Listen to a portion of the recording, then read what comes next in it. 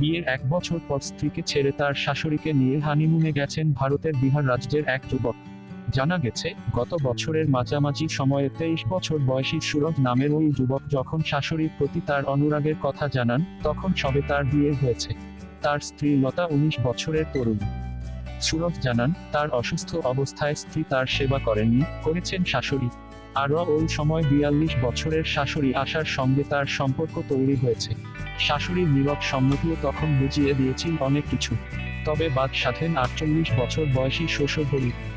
শ্বশুর নিজের স্ত্রী আর জামাইয়ের বিরুদ্ধে পঞ্চায়েতে অভিযোগ করেন, কিন্তু পঞ্চায়েতও এ সমস্যার সমাধান খুঁজে পায়নি। ফলে এ অভিযোগ যায় আদালতে।